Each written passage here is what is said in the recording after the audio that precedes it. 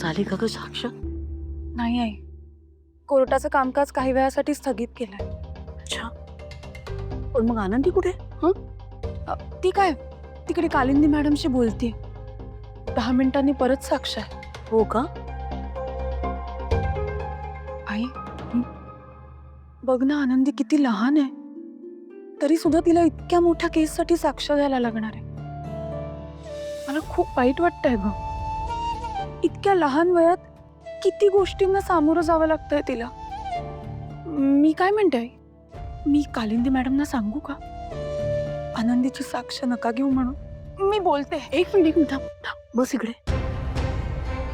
असं नको करूस बाळा. हे बघ, या क्षणी आनंदीची आई म्हणून तुला काय वाटतंय कळतंय मला, पण तू सुद्धा असा टोकाचा निर्णय घेऊ नकोस.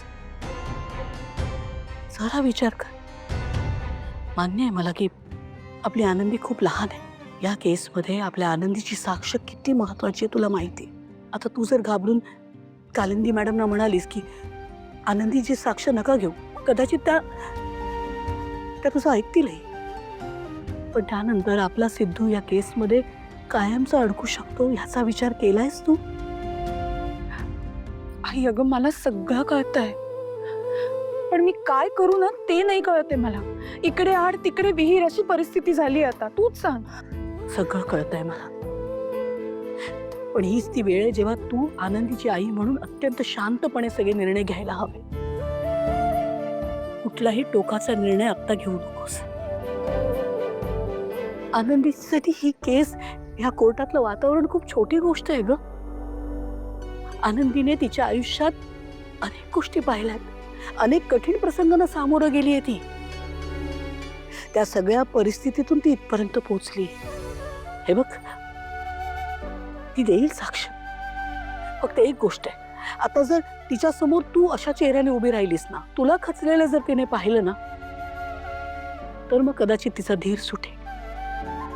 मग नाही देऊ शकणार ती साक्ष. आता तिची आई म्हणून तुला तिच्या समोर अगदी खंबीरपणे उभं राहायला हवं. तू तिला धीर द्यायला हवा. तू तिला सांगायला हवं की आनंदी घाबरू नकोस, तुझी आई तुझ्या बरोबर आहे. बाबासाठी साक्ष तुला द्यावीच लागेल. काही होणार नाही, सगळं ठीक होईल हे तू सांगायला हवं.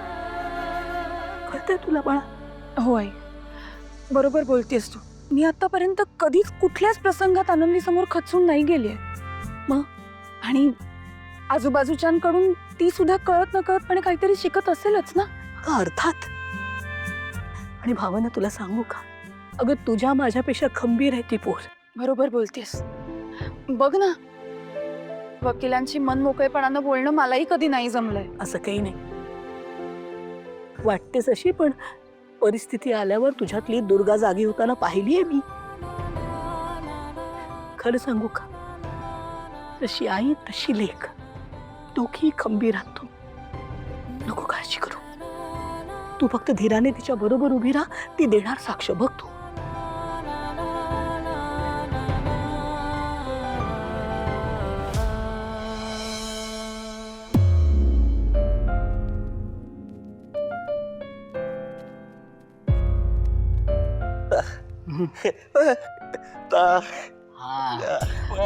आपल्या लहानपणीच्या आठवणी.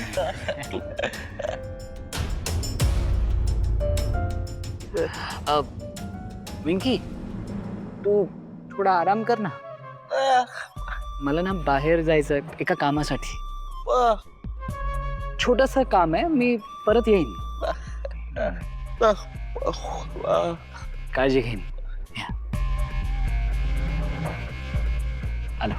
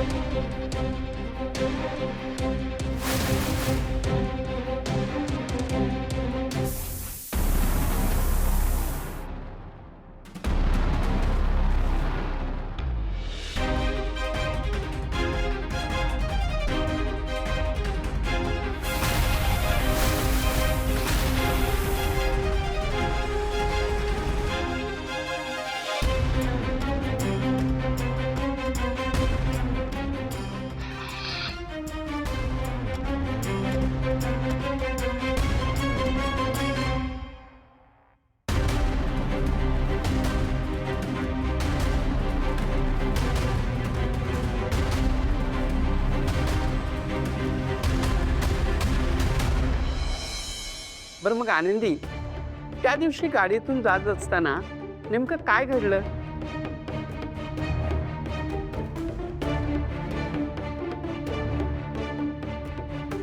आम्ही चाललो होतो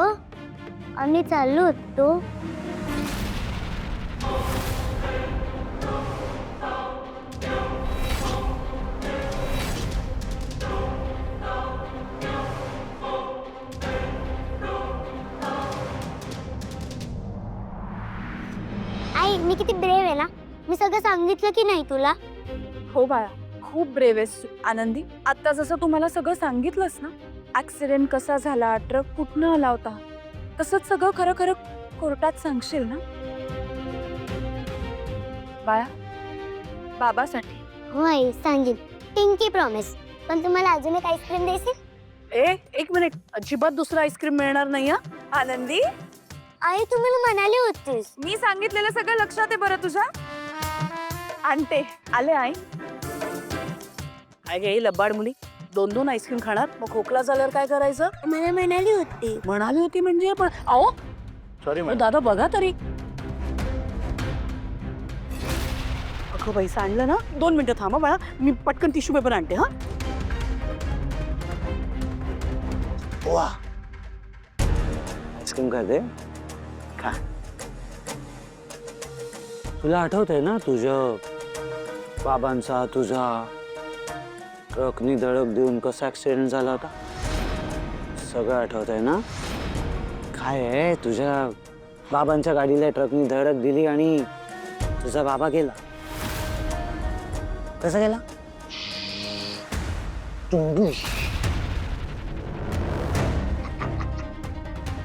आणि मग बाबा गेला तेव्हा घरी तुझा एक बाबा तर गेला.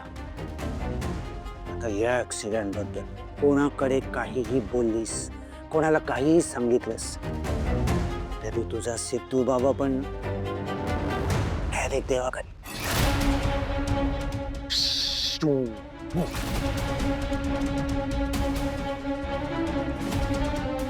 अरे वा, तुझा पाठलाग ट्रक सोडतच नाही, तो बघ येतोय.